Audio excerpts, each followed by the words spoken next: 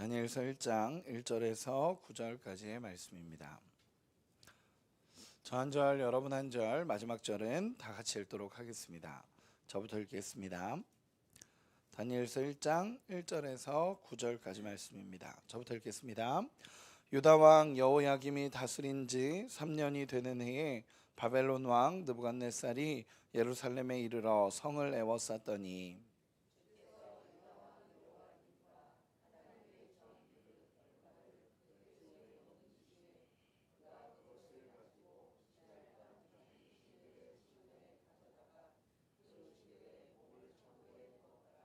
왕이 환관장 아스부나스에게 말하여 이스라엘 자손 중에서 왕족과 귀족 몇 사람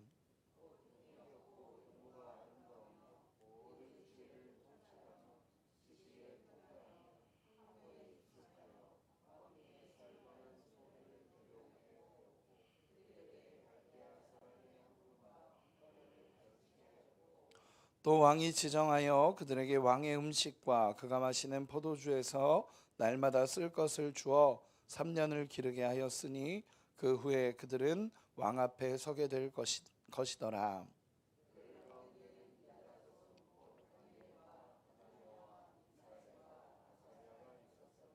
환관장이 그들의 이름을 고쳐 다니엘은 벨드사살이라 하고 하나니아는 사드락이라 하고 미사엘은 메삭이라 하고 아사랴는 아벳느고라 하였더라.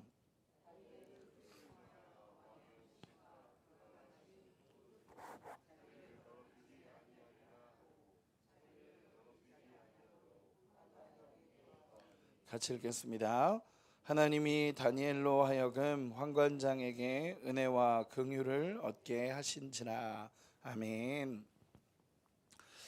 오늘 말씀을 나누도록 하겠습니다. 오늘 말씀은 다니엘서로 말씀을 나누도록 하겠습니다. 특별 새벽 기도를 사실 준비를 하면서 야곱에 대한 말씀을 나눌까 다니엘에 대한 말씀을 쭉 나눠볼까라는 고민을 하다가 야곱에 대한 말씀을 나눴습니다.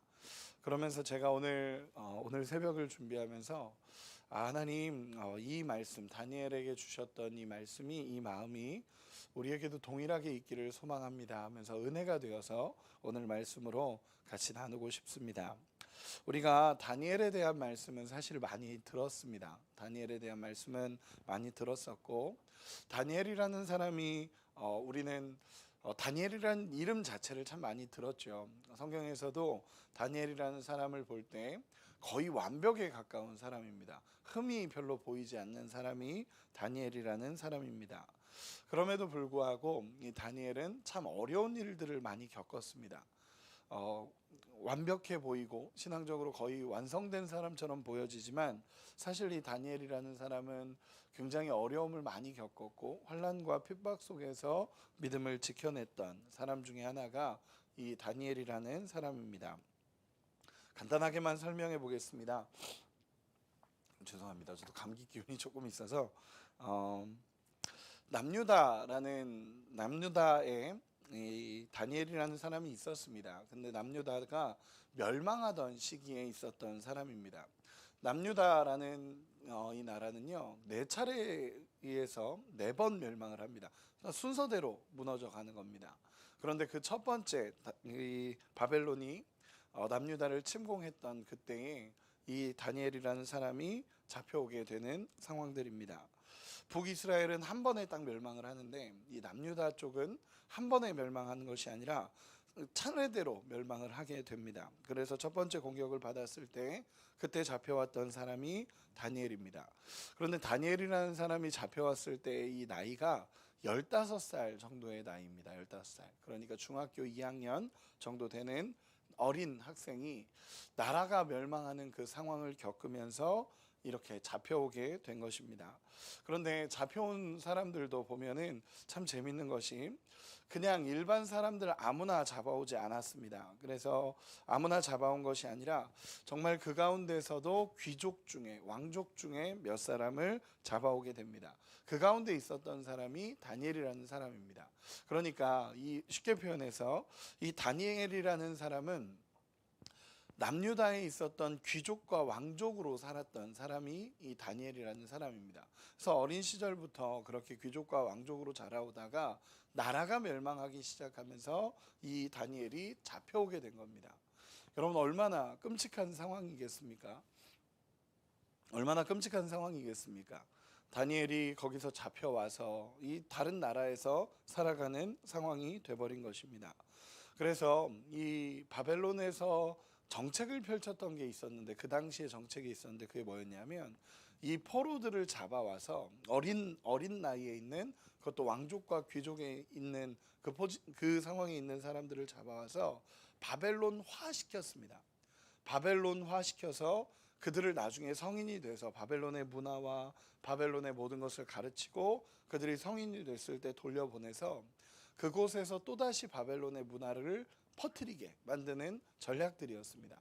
그러다 보니까 귀족과 왕족 중에서 다 잡아와서, 죄송합니다, 귀족과 왕족 중에 잡아와서 돌려보내는 그런 상황이었습니다. 그러다 보니까 이 하나님을 믿고 있었던, 하나님을 신뢰하고 하나님을 믿고 이스라엘 그 남유다에서 살았던 이 다니엘이 잡혀와서, 포로로 잡혀와서 이방 신들을 섬겨야 되는 그런 상황들, 또 문화를 배워야 되고, 그런 모든 것들, 거기서 이 잡혀오자마자 제일 먼저 했던 게 뭐냐면, 여기서 본문에서처럼 이름을 바꿔버립니다. 이 다니엘이라는 이름을 바꿔버리고 그들의 학문과 언어를 가르치기 시작합니다. 이 바벨론의 언어, 문화, 종교, 신화, 그리고 점성술, 점치는 법, 이런 것들을 배웠다라는 기록들이 있습니다. 그러면 당시에 바벨론으로 잡아와서 그런 하나하나를 다 가르치는 겁니다.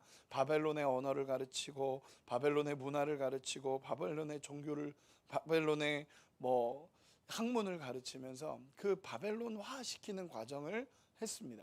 그러면 다니엘이 여기서 할 수 있는 게 뭐였을까요? 여러분, 다니엘이 할 수 있는 게 거의 없습니다. 이렇게 포로로 끌려와서 무엇을 할 수 있었겠습니까?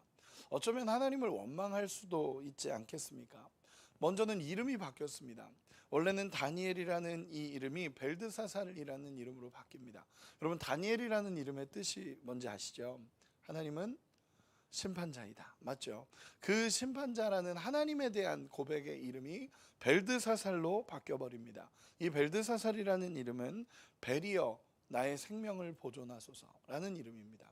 즉, 이 벨드사살이라는 이름으로 불리면서부터 하나님을 찬양했던 이름이 벨이라는 이 신을 찬양하는 이름으로 바뀌어버린 겁니다. 여러분, 이름을 바꾸는데 무엇을 할 수 있겠습니까? 그래서 이름이 바뀝니다. 그리고 문화가 바뀝니다. 그들의 문화를 배울 수밖에 없는 상황이 벌어지게 됩니다. 그 15살의 포로 아이가 무엇을 할 수 있겠습니까? 문화를 가르치는 대로 배울 수밖에 없었습니다. 또 언어를 가르치는 대로 그 언어를 배울 수밖에 없었습니다. 그리고 결정적으로 제가 최근에 예전에 읽었던 책 중에 바벨론에서 그리스도인으로 살기라는 책이 있는데, 그 책에 보면 그 신학적으로 정립을 하면서 이 다니엘에 대해서 정립을 하면서 하나의 가설을 제기합니다. 그게 뭐였냐면, 이 다니엘이 거세를 당했을 거다라는 표현이었습니다. 왜냐하면 그 당시에 이 책에 나와 있는 이 가설을 뒷받침하는 신학적인 근거들을 가지고 얘기를 했었는데, 성경 어디에도 다니엘과 세 친구의 결혼이나 아내, 자녀들에 대한 이야기가 나오지 않는다라는 게 첫 번째였고, 두 번째는 그 황관이라는 그 포지션 자체가 그 거세를 하지 않은 사람을 거기에 세우지 않았다라는 것도 있었고, 세 번째는 결정적이었는데, 바벨론에 최근에 유대인들의 회당이 있다라는 게 발견이 됩니다. 유대인들의 회당이 있었다는 게 발견이 됐는데, 유대인들의 회당이 있음에도 불구하고 다니엘은 유대인의 회당에 갔다는 기록이 없습니다. 여러분, 이 얘기는 뭐냐면, 다니엘이 기도했을 때 어디서 기도했는지 성경에 나오죠. 어디서 기도했죠? 네, 집에서 기도했습니다. 집에서 항상 기도했던 사람이 다니엘입니다. 이런 여러 가지 근거를 가지고 이 바벨론에서 그리스도인으로 살기라는 이 책에서는 이 거세 당했을 가능성을 두게 됩니다. 그럼 한번, 이런 착잡한 상황입니다. 절대적으로 무너져 버리는 상황. 이 정말 왕족과 귀족으로 살다가 끌려와서, 여기서 잡혀와서 이 바벨론이라는 나라에서 살아가고 있는 그 아픈 상황이 이 다니엘에게 벌어진 겁니다. 이름도 바뀌고 문화도 바뀌고 학문도 바뀌고 거기서 정말 그 거세를 당하면서 엄청나게 충격적인 상황에서 살아갈 수밖에 없는 것입니다. 여러분, 다니엘의 마음이 어땠겠습니까? 이런 위기가 닥치면 사실 우리 속에 있는 것들이 다 드러납니다. 이런 위기 속에 들어가기 시작하면 우리가 이런 위기를 겪는다면 우리 안에 있는 것들이 사실은 막 다 드러나기 시작합니다. 우리 안에 있는 밑바닥의 모습이 다 드러나기 시작하고 밑바닥의 모습으로 막 하나님을 원망하기도 하고, 이런 상황에 하나님을 원망하고 이 상황을 원망하고 무너져 내리는 게 보통의 사람들입니다. 그런데 성경을 읽다가 이 다니엘서가 이렇게 쭉 진행되고 이제 2장, 3장, 4장, 5장, 6장 이렇게 쭉 나갈 때 영적인 반전이 일어나는 구절들이 있습니다. 영적인 반전이 일어나는 구절들. 상황은 이랬는데 하나님이 이렇게 하셨다라고 하면서 영적인 반전이 일어나는 구절들이 있습니다. 그 구절이 뭐냐면 우리 8절 같이 한 번만 읽어보도록 하겠습니다. 8절입니다. 시작. 다니엘은 뜻을 정하여 왕의 음식과 그가 마시는 포도주로 자기를 더럽히지 아니하리라 하고 자기를 더럽히지 아니하도록 환관장에게 구하니. 아멘. 여러분, 여기서 영적인 반전이 일어나는 구절입니다. 1절에서 7절까지의 쭉 내용을 보면 상황이 있고 이런 상황이 벌어지고 이런 상황이 벌어지면서 마치 이 다니엘과 모든 환경이 무너져 내릴 수밖에 없는 것들을 이야기하고 있습니다. 문화가 바뀌었다, 사람이 바뀌었다, 이름이 바뀌었다, 다 모든 것이 이런 상황 속에서 이 다니엘은 무너져 내릴 수밖에 없는 수많은 상황들을 1절에서 7절까지 이야기를 합니다. 그런데 딱 한 구절, 1장 8절에 딱 들어가는 그 한 구절 때문에 영적인 반전이 일어납니다. 그게 뭐냐면 뜻을 정하여 라는 이 구절입니다. 뜻을 정하여. 여러분, 뜻을 정하여 라는 게 뭘까요? 뜻을 정했다라는 것입니다. 다니엘이 뜻을 정합니다. 어떤 뜻을 정하냐면 하나님을 신뢰하기로 뜻을 정합니다. 여러분, 사실 이런 상황이 벌어지면 어떻게 하나님을 신뢰하겠습니까? 어쩌면 많은 사람들이 무너져 내릴 겁니다. 하나님을 섬기고 있었던 민족에서 이 완전히 무너져 내리기 시작하는 것입니다. 심지어 성전, 나중에 가면 성전도 무너지고 막 다 무너져 내립니다. 하나님을 섬기는 민족이 이방신을 섬기는 민족에게 멸망당하는 상황을 겪는 겁니다. 여러분, 이 다니엘이라는 사람 속에서 어쩌면 아픔이 있고 내가 어떻게 하나님을 신뢰할 수 있을까라는 고민이 생기지 않겠습니까? 또 잡혀와서 문화를 배우고 상황을 배우고 뭐 이름이 바뀌고 이런 절망적인 상황 속에서 하나님을 원망할 수 있지 않겠습니까? 그런데 다니엘은요, 뜻을 정했다라고 표현을 합니다. 뜻을 정했다라고 정합니다. 이게 뭐냐면 하나님을 신뢰하기로 결정했다라는 것입니다. 하나님을 신뢰하기로 결정했다. 이런 모든 상황에 하나님을 신뢰하기로 결정했다라고 얘기하는데, 원어를 보면 다니엘이 이 원어의 뜻이 뭐냐면 마음을 하나님께 둔다라는 표현입니다. 내 마음을 하나님 앞에 두었다라는 원어로 번역이 됩니다. 즉 뭐냐면 이런 상황 속에서, 이런 환경 속에서 내 이름도 바뀌어야 되고 내 환경도 바뀌어야 되고 지금 나에게 문화도 들어와야 되고 이런 여러 가지 상황들이 나한테 들어오는데 내가 지킬 수 있었던 한 가지, 그리고 내가 이것만은 꺾이지 않는다라고 말했던 한 가지가 뭐냐면 마음입니다. 마음. 내 마음은 하나님 앞에 두겠다라는 결정을 내리게 됐다라는 것입니다. 여기서 수많은 상황 속에서 나를 억제고 누르고 힘들게 하는 수많은 상황이 있지만 내 마음은 하나님께 두겠습니다 라고 합니다. 그러면서 하나님 앞에 두기로 결정을 합니다. 이 결정적인 계기가 뭐였냐면 우리가 다 알다시피 왕의 음식을 먹는 거였습니다. 왕의 음식을 먹어라라는 것을 환관들이었고 그 당시 이제 포로로 잡혀왔던 사람은 모두 다 왕의 음식을 먹어야 됐었습니다. 그런데 기록에 보면요, 이 왕의 음식은 이 신에게 바쳐졌다가, 이 바벨론의 신에게 바쳐졌다가 그 바벨론의 신에게 바쳐졌던 그 재물들을 다 같이 먹음으로써 바벨론의 신이 우리를 보호하고 있다라는 고백으로서 음식을 먹는 겁니다. 그런데 다니엘이 뜻을 정했다라고 표현합니다. 뜻을 정하여, 제가 읽어드리겠습니다. 8절입니다. 다니엘은 뜻을 정하여 왕의 음식과 그가 마시는 포도주로 자기를 더럽히지 아니하리라 하고 자기를 더럽히지 아니하도록 환관장에게 구하니. 아멘. 이렇게 이야기하는 겁니다. 다니엘은 뜻을 정했다. 그러면서 왕의 음식과 그가 마시는 포도주로 자기를 더럽히지 아니하리라 라고 결정을 합니다. 이 마음은 뭐냐면, 이 수많은 것들을 내가 할 수밖에 없는 상황이지만 내 마음은 하나님 앞에 두고 내가 왕의 음식을 먹지 않겠습니다. 이 왕의 음식을 먹는다는 것은 그 신을 경외하는 거기 때문에 내가 이 마음만큼은 꺾이지 않겠습니다 라고 거절했다라는 것입니다.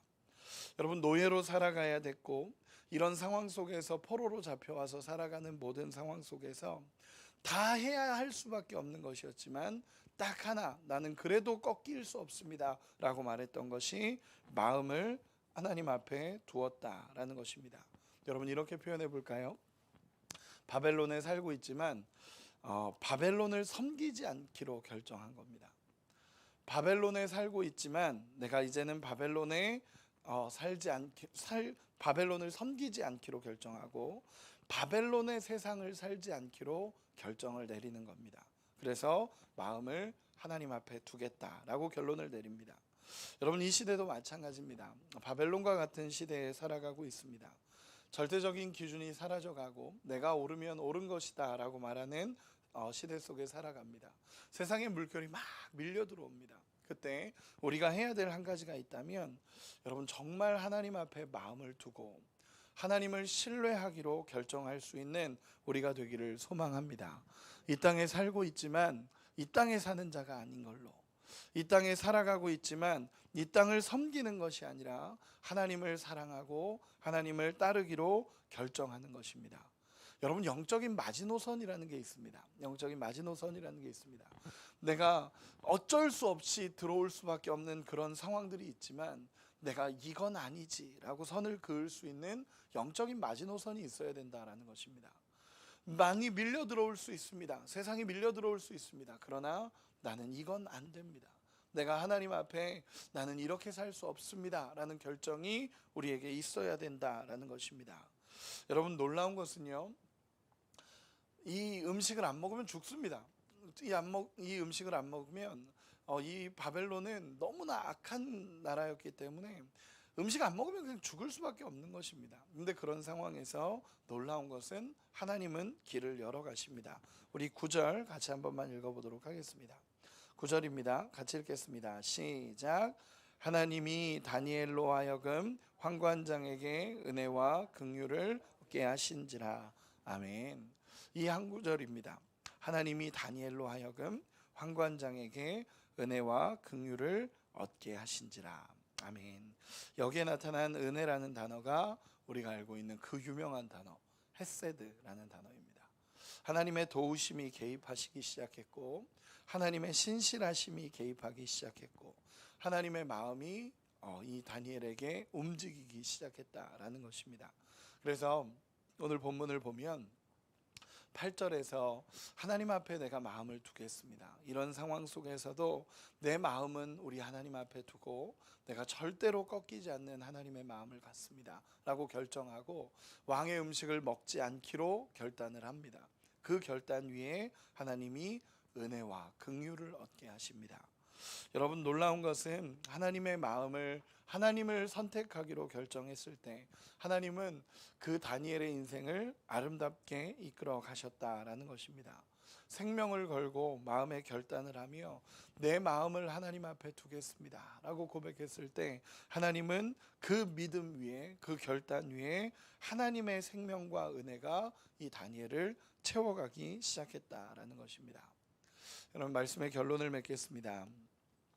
오늘 다니엘서 1장에 있는 이 말씀, 특별히 8절에 다니엘은 뜻을 정하여 라는 이 한 구절이 오늘 우리 마음에 새겨지기를 소망합니다. 정말로 하나님 앞에 뜻을 정했다 라는 이 표현은 내가 하나님 앞에 내 마음을 둡니다 라는 표현입니다. 여러분, 어디에 마음을 두시고 살아가겠습니까?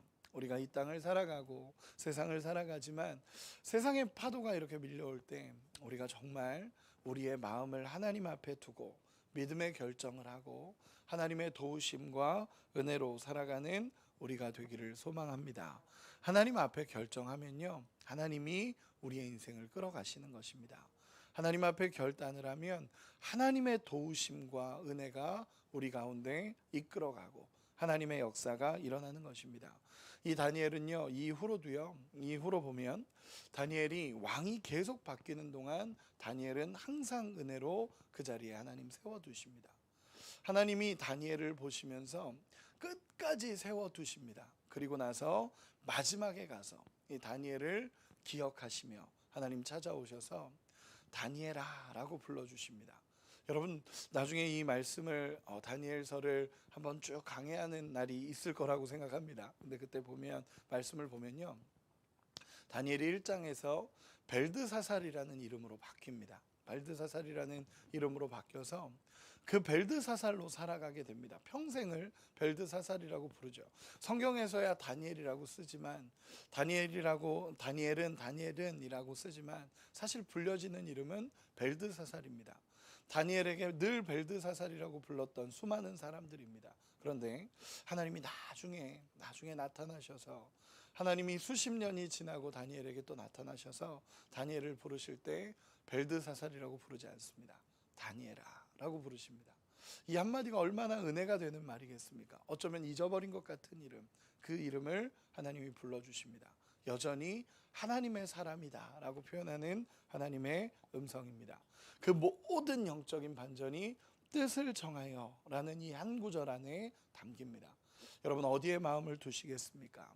여러분, 하나님 앞에 마음을 두시고 세상에 모든 파도가 있고 어려움이 있지만 하나님 앞에 마음을 두고 믿음으로 결단하고 하나님 앞에 살아가는 은혜가 있기를 소망합니다. 오늘부터 부흥회죠. 오늘 저녁부터 부흥회가 또 있습니다. 그때 진짜 하나님 앞에 마음을 둘 수 있는 은혜가 있기를 소망합니다. 또 오늘 이렇게 새벽에 우리 많은 성도님들이 나오셔서 함께 예배드리는 이 모습은 하나님 앞에 마음을 두는 모습이 아닐까라는 생각을 합니다. 우리 안에 정말 하나님 앞에 마음을 두고 우리 인생을 하나님 앞에 두고 하나님이 원하시는 뜻 안에 거할 수 있는 우리가 되시기를, 오늘 이 새벽에도 하나님, 제 마음을 하나님 앞에 둡니다. 내가 할 수 있는 상황이 없지만 내 마음을 하나님 앞에 두고 하나님을 신뢰하기로 결정합니다 라고 고백할 수 있는 우리 모두가 되시기를 예수님의 이름으로 축원합니다. 기도하겠습니다.